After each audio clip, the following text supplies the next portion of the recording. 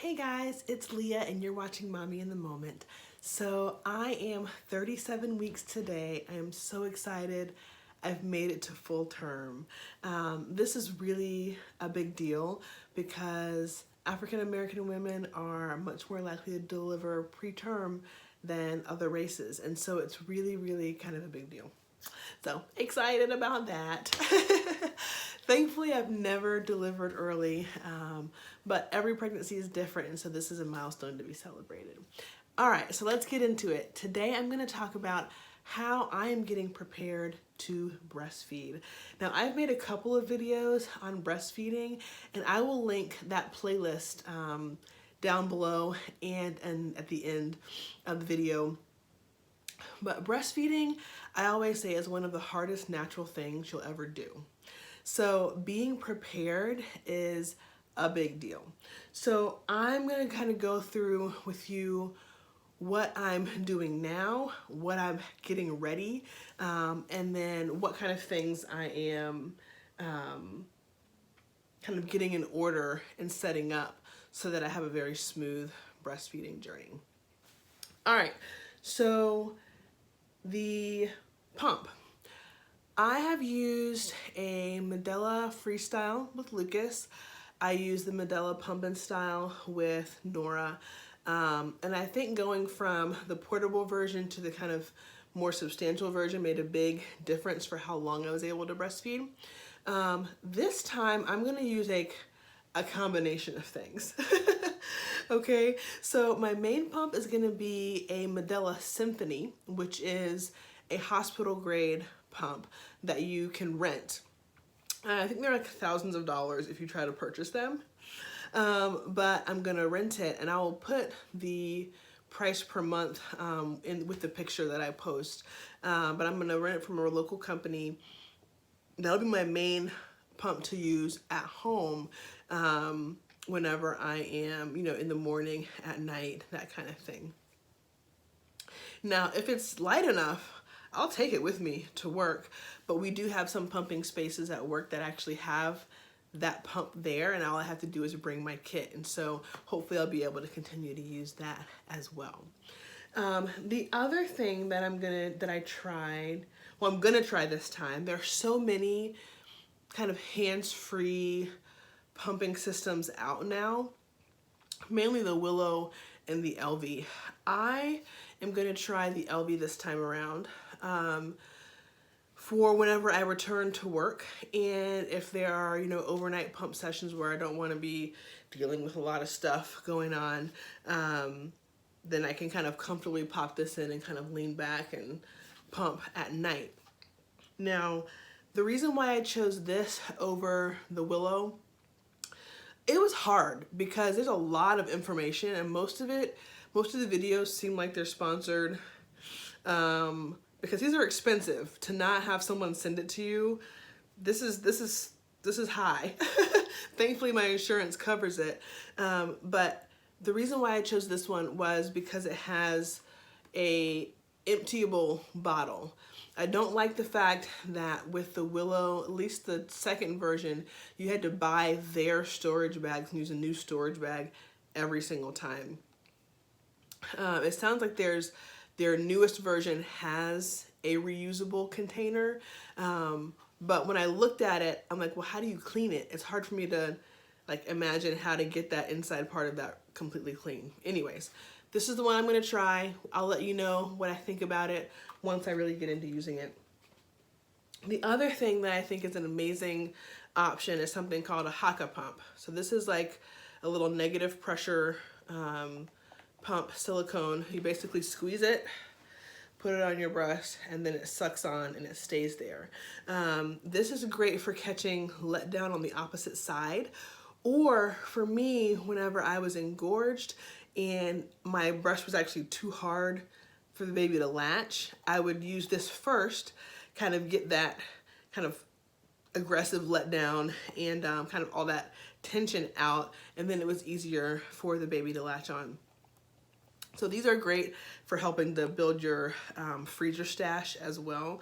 LV just came out with basically another negative pressure pump but it's contoured so it fits in your bra.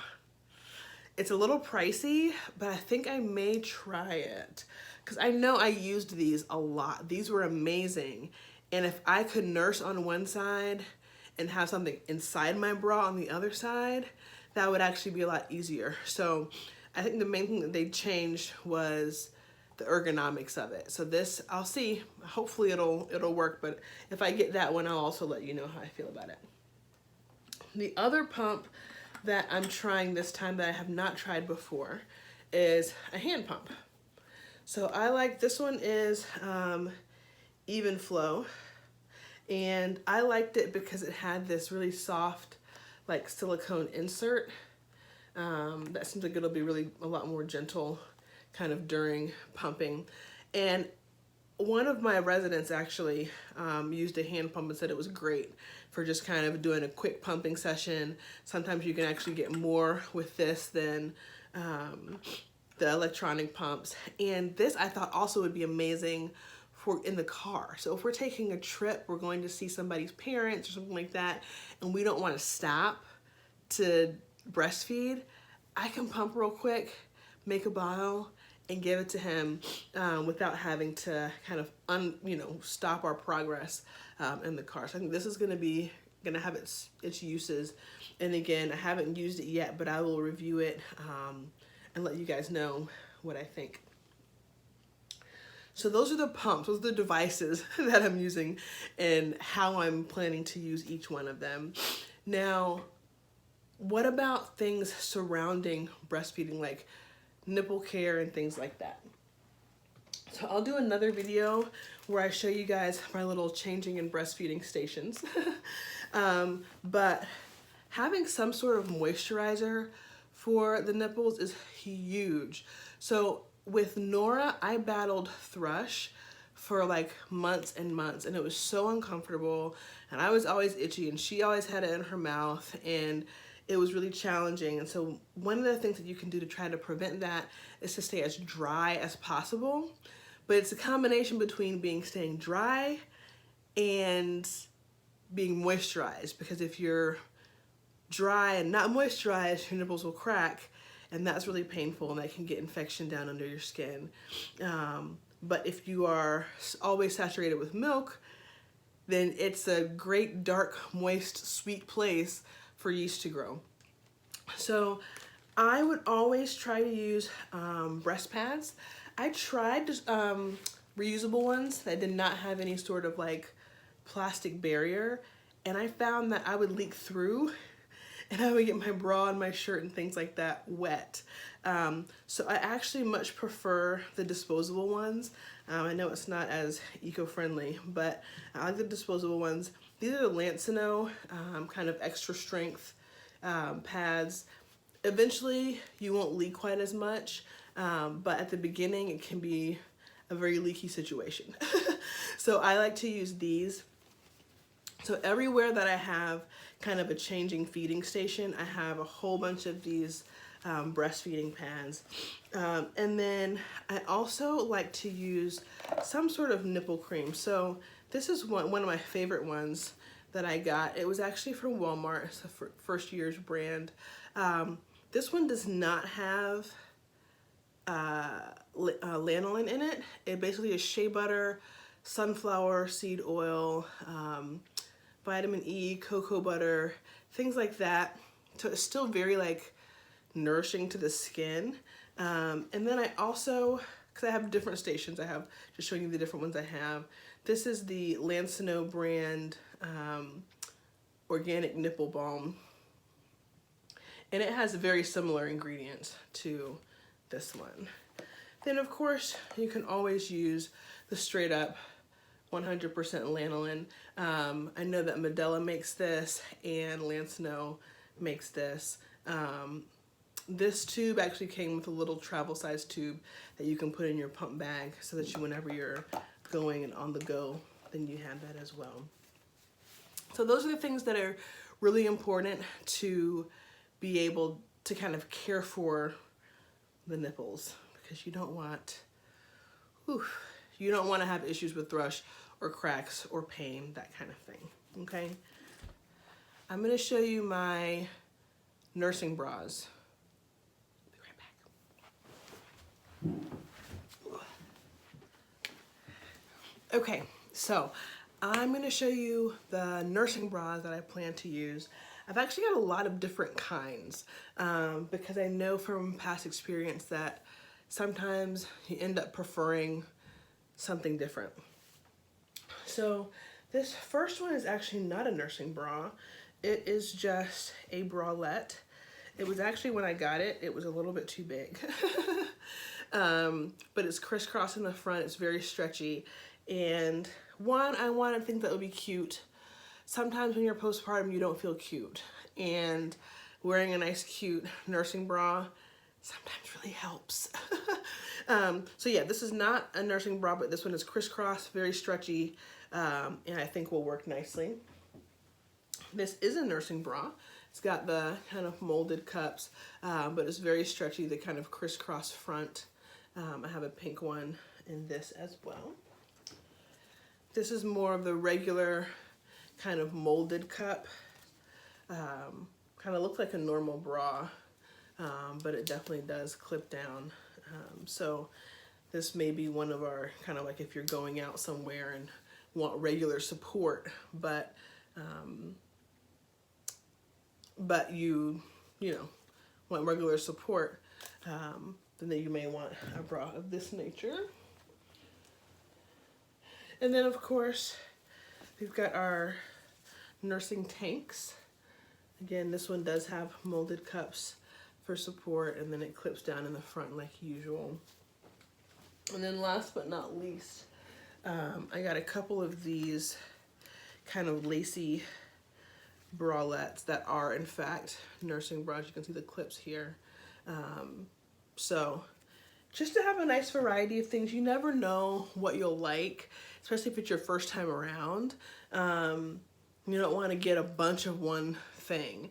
I know that I have liked different types of nursing bras, and so I went ahead and got a couple. The ones that I have that are new for me are these kind of lacy, cuter bralettes, because I know how difficult it is dealing with body image after delivery. And so anything that you can do to help kind of boost your mood, even if it's just cute underwear, go for it.